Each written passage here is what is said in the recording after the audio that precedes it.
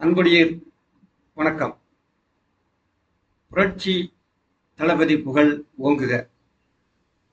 இந்த வீடியோவில் பகிரப்பட்டுள்ள தகவல்கள் அனைத்தும் பொதுவான நோக்கத்திற்காக மட்டுமே.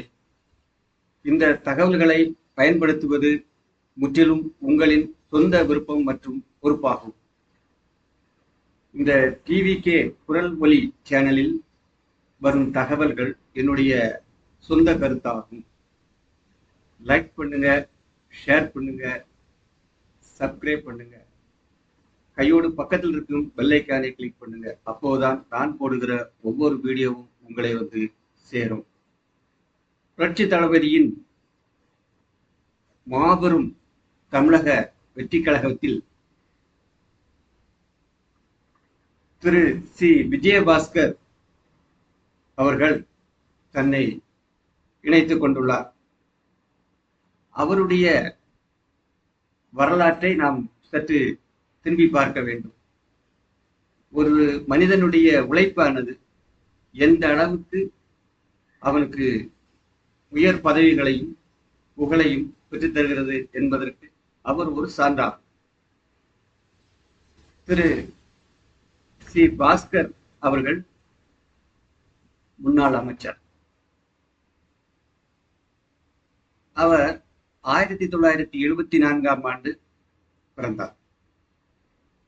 அவர் மருத்துவ பட்டம் பெற்றவர், MBBS முடித்தவர். அவர் படித்து பட்டம் பெற்று சில காலங்கள் மருத்துவத்துறையில் சிறப்பாக பணியாற்றி கொண்டிருந்த காலகட்டத்தில் ஜெயலலிதா அவர்களின் அவர் வைத்திருந்த ஒரு மரியாதையின் காரணமாகவும் அவருடைய அரசியல் அவர் புரிந்து கொண்டதாலும் அந்த இயக்கத்தில், அதிமுக இயக்கத்தில் அவரை இணைத்துக் கொண்டார். அவருடைய நல்ல செயல்பாடுகளை அறிந்த ஜெயலலிதா அவர்கள் 2011ஆம் ஆண்டு நடந்த சட்டமன்ற தேர்தலிலே அவருக்கு வீராலிமலையில் சட்டமன்ற தொகுதி உறுப்பினராக நிற்பதற்கு அனுமதி அளித்திருந்தார். அந்த சட்டமன்ற தேர்தலிலே அவர் மாபெரும் வெற்றியும் பெற்றார். 2016, 2021, 2026 இப்படி தொடர் வெற்றிகளை அவர் பெறுவதற்கு காரணமாக இருந்தது. அவர் 2013ஆம் ஆண்டு ஜெயலலிதா அவருடைய அமைச்சரவையில் சுகாதாரத்துறை அமைச்சராக அவர் பணியாற்றினார். அவருடைய நல்ல பணிகளை பார்த்து ஆச்சரியப்பட்டு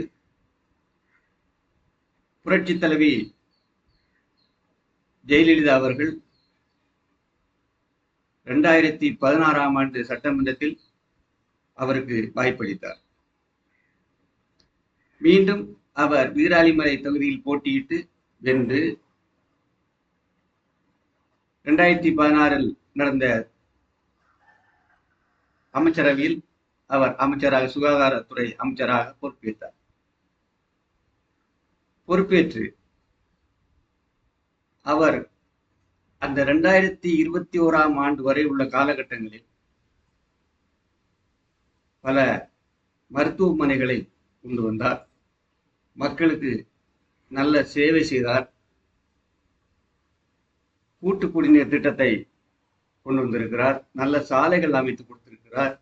இப்படி பல்வேறு பணிகளை சிறப்பாக செய்து முடித்ததன் காரணமாக மீண்டும் அவருக்கு வீராலிமலை தொகுதியில் 2021ஆம் ஆண்டு சட்டமன்றத்தில் தேர்தல் நிற்பதற்கு அவருக்கு அனுமதி வழங்கப்பட்டது.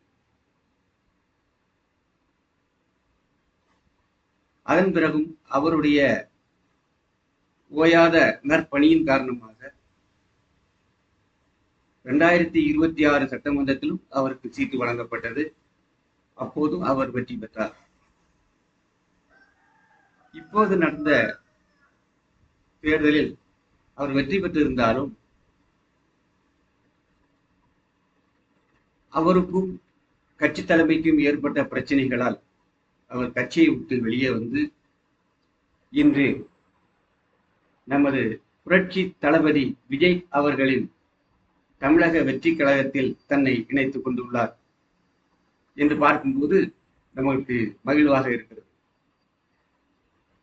அவர் வருகை தமிழக வெற்றி கழகத்திற்கு மேலும் மேலும் வலு சேர்க்கும் என்பதில் எந்த விதமான ஐயப்பாடும் இல்லை. அவருடைய பணி தொடர வாழ்த்துக்கள். நன்றி.